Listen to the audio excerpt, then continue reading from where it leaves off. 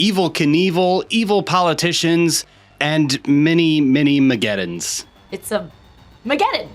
Hey everybody, I'm Chris and I'm reviewing every episode of The Office ever, and we're almost done. Today we are talking about Stairmageddon.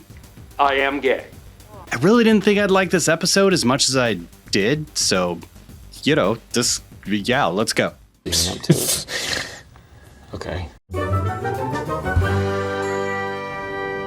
I understand nothing. Didn't you get the memo? It's Stairmageddon. Come on, Stanley. Our cold opening drops us off in what feels like the energy and the fun of like an episode in the middle of the series with like a simple office observation taken to its Seinfeldian conclusion. The office elevator is out of commission, and similar to that of season 4 cold opening, some folks in the office have a problem with exerting a little extra effort. This is an abomination. I will quit. As God is my witness, I will quit if this is not fit. While it would have been nice to get other perspectives on this Stairmageddon, this cold opening mainly fixates on Stanley, which seems to be on purpose because this episode centers around Stanley, or at least his body, and gives LDB something to work with more than just being lethargic and grumpy. Like that? Right. Into the episode now, while Uncle Stan is making his way up those steps, the office writers maybe miss an opportunity for an easy callback to Threat Level Midnight. I just got the text and started screaming red alert. Well, the alert was already set to red because of Stairmageddon. You think I should set it to double red? I think we should. This puts us at threat level midnight. Andy and the office staff are consumed now with reading reviews from the PBS series, which consist of a Shakespearean reference for Kevin, There's Kevin Malone, the Falstaffian accountant. a boat pun for Andy, Andy Bernard, the rudderless trust fund child / middle manager. and teases the illicit Senator is gay affair plotline. A lurid subplot reveals the hypocrisy of a local public figure, embroiled in a gay affair while preaching family values. Well, I do think it's odd that the reviewer would bring up Andy as the manager, considering we saw Michael featured so much in the promos. And then also because if each season is an episode of the show in that universe, Andy wouldn't be boss until like episode 8. So that's weird. But I think it's maybe more weird for the reviewer, like the early reviewer, to focus on a plotline from the 9th episode of this series. I mean, I guess it's juicy. But then I started thinking, like, what else would, if this was a real documentary, what else would the public have some fun with? My short list include Meredith's company prostitution. Have you ever had sirloin steak, honey? Maybe Jan coaching Michael for the deposition. They displayed a pattern of disrespect and inappropriate behaviors. Yes. Well, it was not just a termination. It was a pattern of disrespect and inappropriate behavior.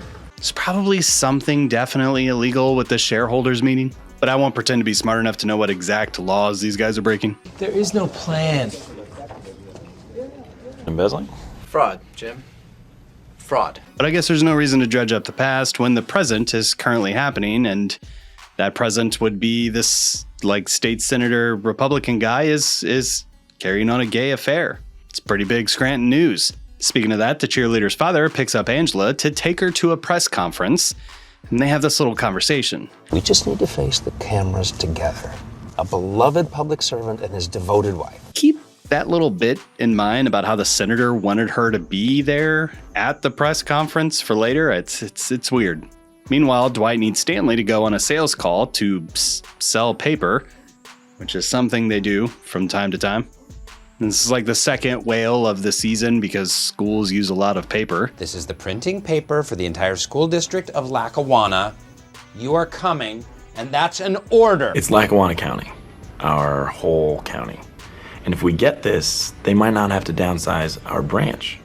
And Stan doesn't seem to care because he doesn't want to allow gravity to do most of the work of going back down the steps. More on that in a minute. Dwight tells on Stanley to the boss, who's now resolute that he's wasting his life at Dunder Mifflin, failing to find his true calling of being Lisa Loeb. I wanted to be my generation's Lisa Loeb. Dwight, after 2 mentions of not being made manager ever. White Schrute, the head salesman, forever chasing a manager position he will never get. You are not my damn boss, and you never will be. Guess what? Never gonna happen. And with Dandy's approval, takes the limiter off of the Shroot weirdness and loads 2 different weapons that he just happens to have in his car. Things like Santa's sack.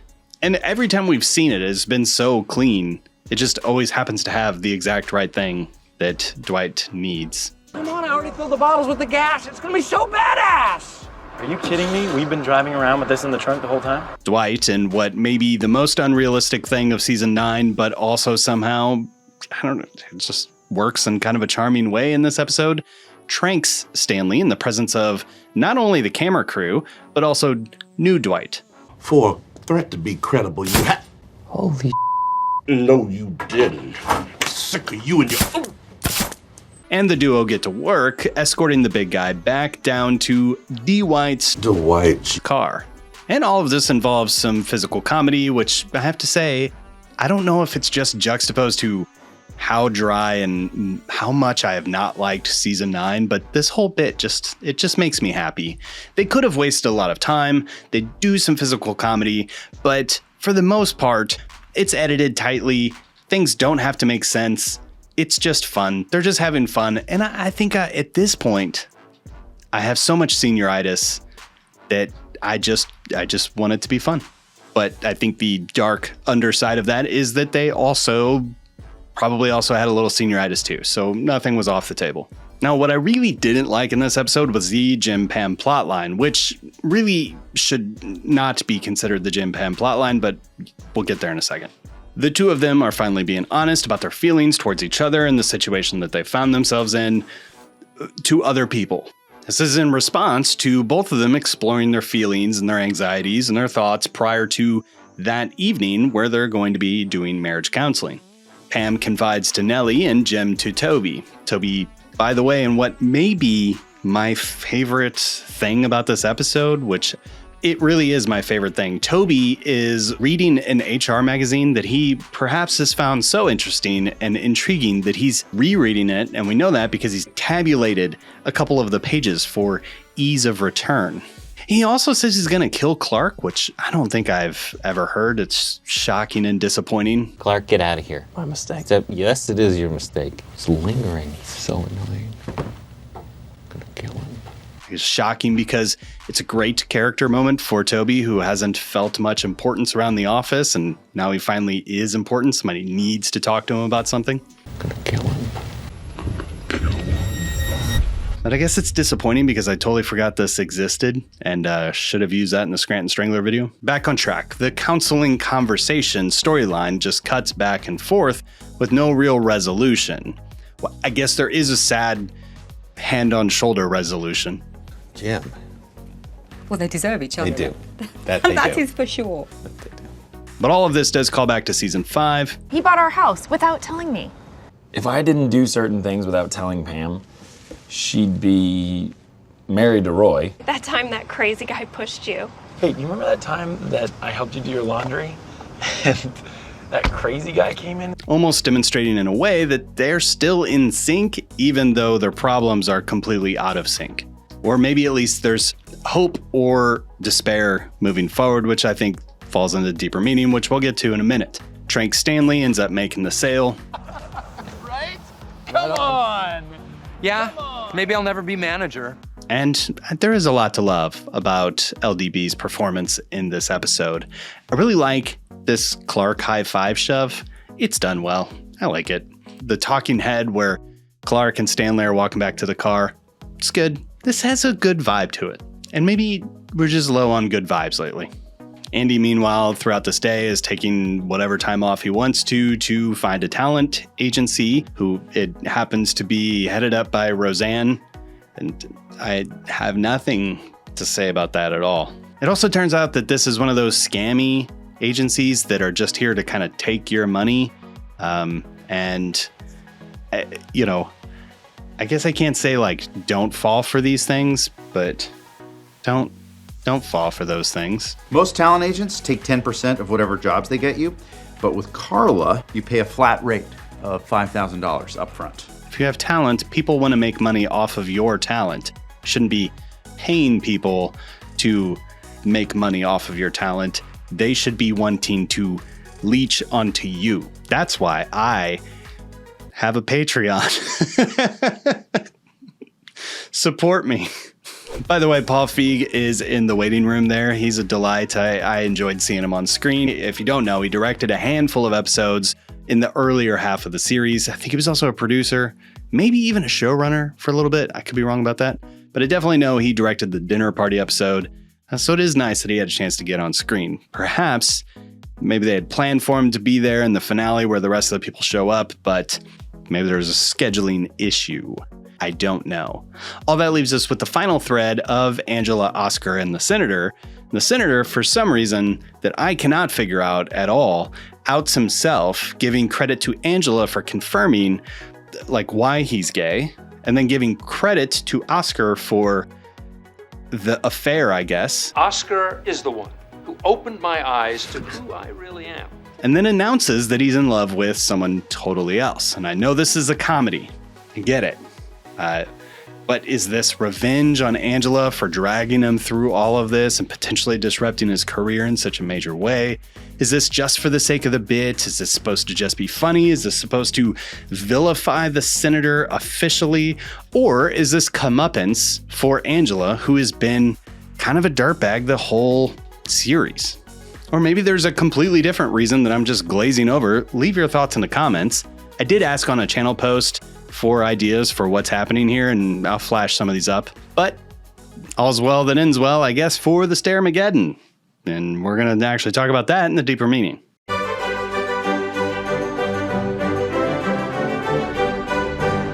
What does a bean mean? Someone please explain it to Kat. It's funny, I was listening to the relaxing movie covers playlist on Spotify when I was writing the script for this video, and a song came on that so perfectly fit the vibe for this episode's deeper meaning that I cannot play for you, unfortunately.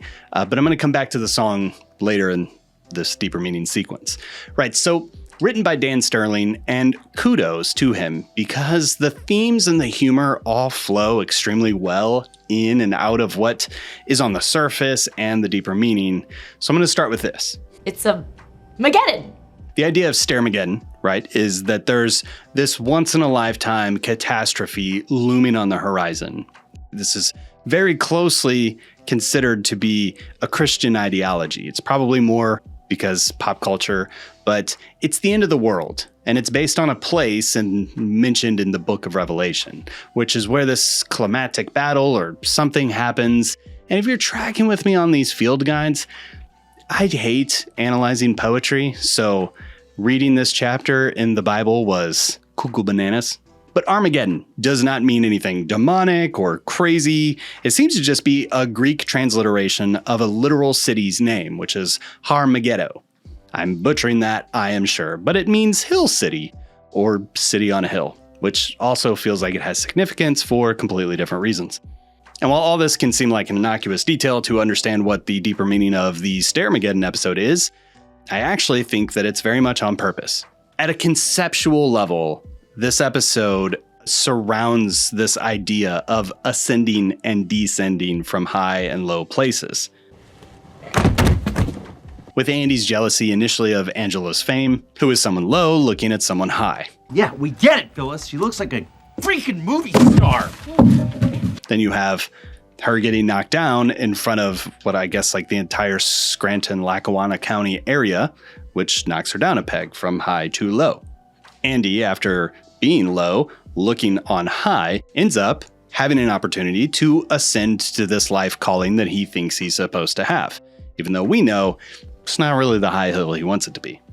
Oscar's left looking up that hill too, I think, even though it's not as clearly, we don't get a wrap up or like how Oscar interprets this whole thing, at least from what I remember. Dwight is dealing with the few blows he's gotten already in one day that he's never going to ascend to the manager position, but in the process knocks it out of the park today, forgiving the fact that he illegally tranquilized somebody. I'm certain that this is illegal, but he killed it and he made a lot of money for himself, for Stanley, for I guess Clark, and for Dunder Mifflin. Now, all of that is set against the backdrop of the normal thing that ascends and descends people around the office, being the elevator, is out of commission. And this new method is harder is stressful, and it's prone to bumps and bruises along the way. All of which I think is set up to serve the feelings that we're supposed to feel during this Jim-Pam plotline where they are separated, having the counseling session that the editor put together for us to see in one sequence. It's like they're in two different places, both metaphorically and literally, and their Mageddon is on the horizon if they cannot figure out how to ascend and get to the good place together. And in the meantime, Pam laments specifically about what could only be read as power dynamics that are supposedly present in their relationship for quite some time that I guess we've never seen, but I digress. Jim is going so far as to suppose that Pam would never take agency for her own actions for what she really wants out of life if he didn't give her the push that she needed. I mean, do you want to be a receptionist here always? Oh, excuse me. I'm fine with my choices. You are? Yeah. That he needs to keep stepping out of what is normal for them to get to that next place, to ascend to the high place. Because she, I guess he thinks, is fine just staying down below.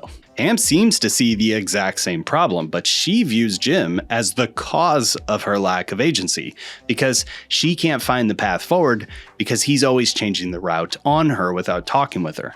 I have feelings about this whole sequence, but I'm going to get to those in the ratings. But the bluntness that these two express to their faux counselors is significantly more heavy than we've seen out of these two really ever. I mean, with exception to Jim yelling at her on the phone that one time.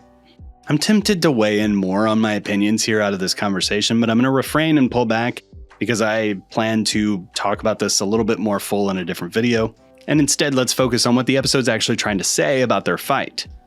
As I was sitting here in the piano version of Running Up That Hill, a song which, to me at least, is about someone struggling with the power dynamics in their relationship, really seems to be a cry out for her partner to exhibit some empathy, to see how she sees, or at least experience what her partner has, even just getting a glimpse of it. And really in that way, as the show winds down from telling 9 seasons of stories about reaching out, running up the hill, finding and fighting what you're looking for and what you really want out of this life, in a low-key way that The Office hits so perfectly, there's just one last hill for Jim and Pam to ascend. And if they don't... It's a Mageddon! So, with that, let's rate this thing. This is the worst! Cold opening has some fun, it's energetic.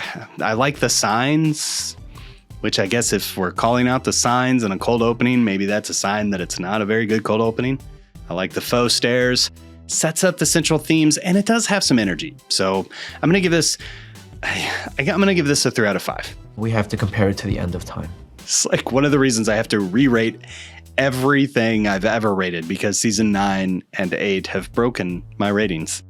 As for this episode, again, the 30th time this year, I don't know why we needed this Jim-Pam drama. But more to the point of this sequence, I don't feel that this sequence punches the way that it was probably interpreted on paper. I referenced it in this video so far, but season 5's baby shower, they have this bit where they call each other, and then the edited footage demonstrates how they are meant for each other. The flow of the voicemails overlapping, complementing one another, and even finishing each other's sentences, even though they didn't know that they were actually talking to one another. It's a very sweet thing, which packs a lot of emotion and meaning into it.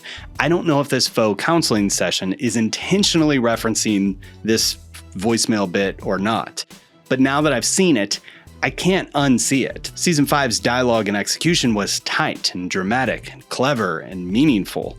Season 9's dialogue here is clunky and harsh and heavy and arguably didn't flow as poetically as I think it should have. Because really, if they nailed this moment, if they truly gave us the weight of the tragedy that is looming on the horizon for these two people that we love, but did it in a more pithy manner, demonstrating something more akin to wanting the same things, but missing each other's breadcrumbs and not finding each other in the midst of the chaos of their situation. It could have both demonstrated the drama and the heaviness of the situation, but also left us with hope that these steps could be climbed, that this isn't a bridge too far for them to cross.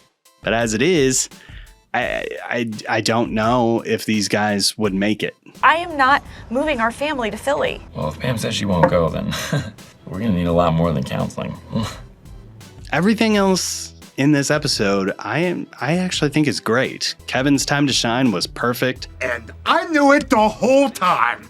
I kept the secret. I kept the secret so good. The documentary plotline felt, fine. I think this episode is, as the kids say, mid. This documentary is fine at best. But the problem is, the fine feels so good right now. I genuinely laughed though several times, so I am gonna give this a 3 out of 5. It's all right. Andy approved it. That's all I have to say about Stairmageddon. Leave your thoughts in the comments on the various prompts I gave throughout this video. And thanks to all the channel supporters, which include this growing list of fine folks, starting with the Dundee's host, Amber Piercy, Anna, Dark Lasagna, and our Inner Circle members, Avery, Heidi in the Una, Valerie, Jackie Estes, Mooch, Yesher, and Native Penguin. Thank you so much for supporting the channel. If you would like to support the channel, you can find the links in the description, or you can just click like and subscribe. All of those things help in some way, shape, or form, and all the proceeds I get end up going to support my editors anyway, so you're not really lining my pockets, unless enough of you join. Next week, we're going to be talking about Paper Airplane, which I only remember this. Which means we only have 4 episodes of The Office left. Thanks for watching, and we'll see you next time.